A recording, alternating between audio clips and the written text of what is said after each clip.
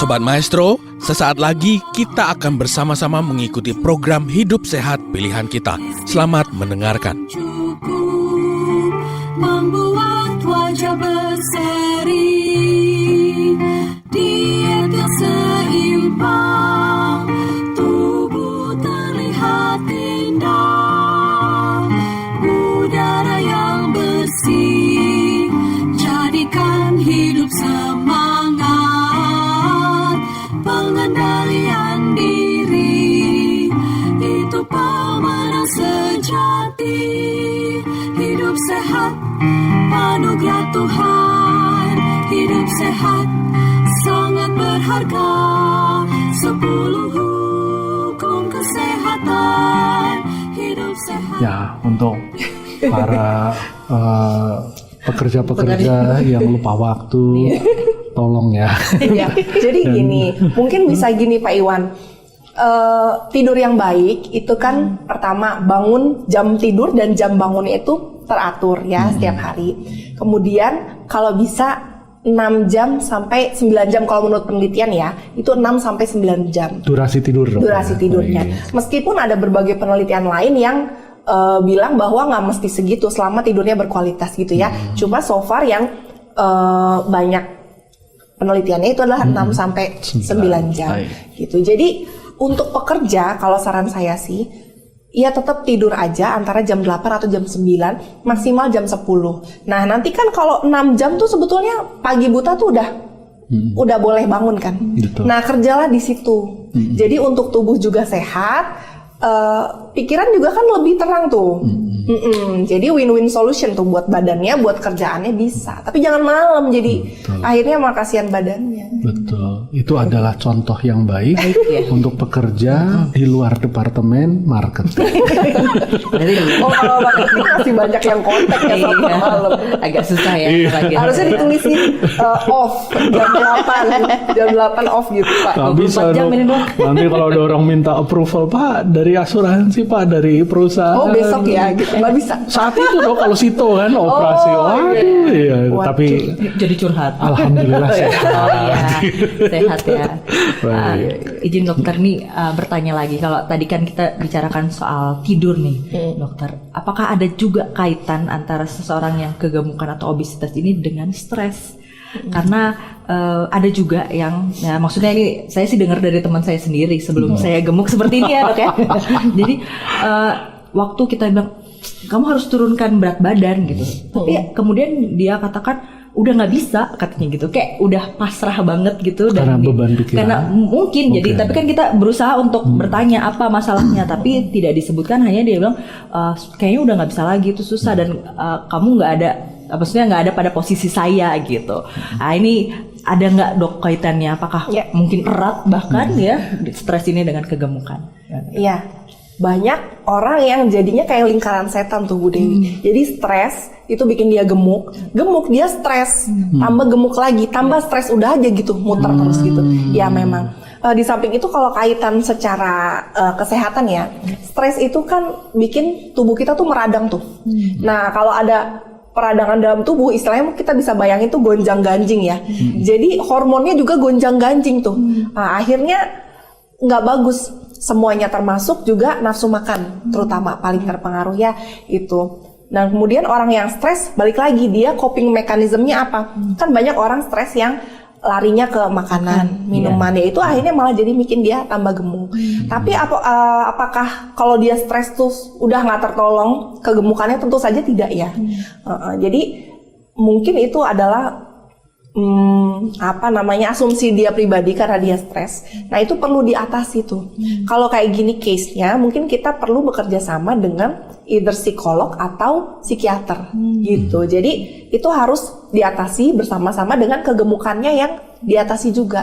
Pasti bisa. Kita cari gimana. Nah untuk pasien-pasien kayak gini, biasanya tuh ngobrolnya biasanya agak lama tuh, karena kita cari win-win solutionnya gimana nih.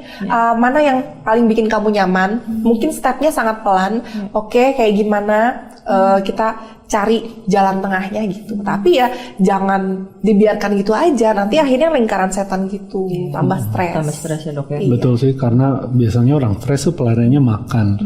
Tapi bener ya dok ya, kalau nggak tahu secara saintifik, tapi makan makanan berkalori pada saat kita stres atau beban berat itu kayak healing gitu dok, seperti refreshing. Contoh nih, minum manis pada saat kita lagi berat pikirannya, padahal kan kalori tinggi, es krim, coklat seperti itu. Betul nggak dok, itu memberi sensasi, rasanya kok jadi lebih nyaman secara sensasi walaupun pasti kalorinya over gitu. Gimana dok? Jadi ini tuh sebetulnya lebih ke kebiasaan seseorang, coping mekanismenya seseorang gitu. Nah kalau orang stres larinya ke makanan, biasanya dia dari kecil itu kalau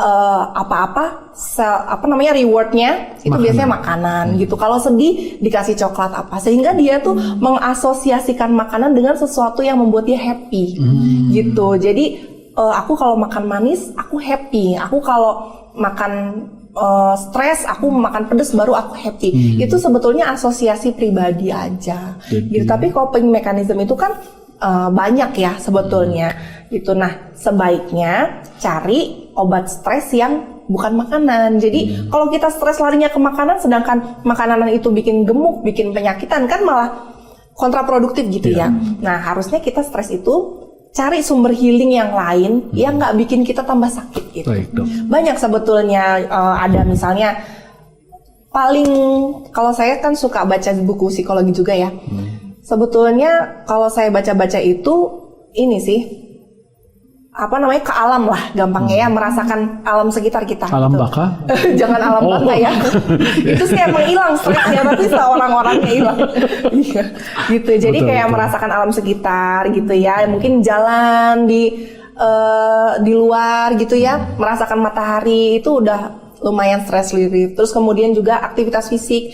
Nah olahraga itu orang kalau belum terbiasa olahraga rasanya berat. Tapi kenapa sih orang kok bisa senang banget olahraga? Kenapa? Karena olahraga itu dia menimbulkan hormon-hormon happy gitu. Jadi biasanya kalau nggak olahraga jadi malah nggak dapat gitu loh happy yang biasa dia dapat. Jadinya orang tuh jadi senang olahraga gitu. Dan masih banyak lagi gitu. Misalnya ada yang suka baca buku atau nonton film gitu, banyaklah coping mechanism yang lain. Tapi sebisa mungkin kurangi tuh berlari ke makanan. Baik dok, malam hari ini saya mau buat resolusi kalau stres saya minum jamu temulawak biar tambah lucu. Oh iya, jadi lawak ya. Iya, ini betul. Nah ini menarik. Nah dokter, kan ada nih program kalau orang yang obesitas, banyak yang menawarkan program untuk menurunkan berat badan. Hal-hal semacam itu apakah memang betul memungkinkan?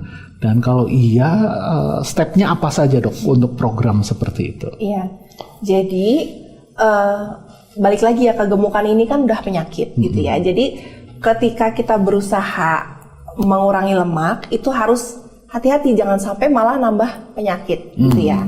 Jadi ketika ada program, pertama hati-hati, ini apa nih, dia misinya apa?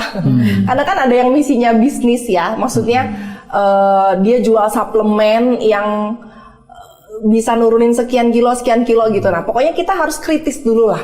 Kalau emang itu suplemen, isinya apa gitu, terus program dia apa gitu ya. Ada yang ngasih program dia tuh sangat strict, makanannya sedikit banget. Jadi bukannya bikin sehat malah nambah penyakit yang lain gitu. Nah orang kalau dikasih makan sedikit banget ya pasti dia akan tambah kurus kan. Tapi sehat apa enggak? Gitu. Di samping itu kalau dia dietnya tuh terlalu ekstrim, kurusnya tuh biasanya sebentar doang. Karena badan tuh stres kan. Nanti dia akan ada jenuh tuh badannya. Terus stuck, nggak turun lagi. Nah setelah itu dia biasanya lebih gampang gemuk dibanding sebelumnya. Karena diet yang salah, akhirnya yang turun bukan cuma lemak, ototnya ikut turun. Padahal tadi otot itu kan sesuatu yang baik di tubuh kita, yang melindungi kita, termasuk yang bahan untuk supaya pembakaran kita tuh bagus gitu. Jadi kalau ototnya berkurang, ya otomatis pembakarannya kan jadi lebih rendah tuh, lebih turun. Jadi lebih gampang gemuk gitu. Makanya hati-hati jangan sampai diet itu ekstrim. Hati-hati jangan sampai minum suplemen yang asal-asalan gitu. Hati Sobat Maestro, Anda baru saja mendengarkan program Hidup Sehat Pilihan Kita. Terima kasih atas kebersamaan Anda. Istirahat yang cukup membuat wajah berseri. Diet yang seimbang, tubuh terlihat indah. Udara yang bersih, jadikan hidup semangat. Pengendalian diri, itu pemenang sejati. Hidup sehat, anugerah Tuhan. Hidup sehat, sangat berharga. 10 hukum kesehatan. Hidup sehat.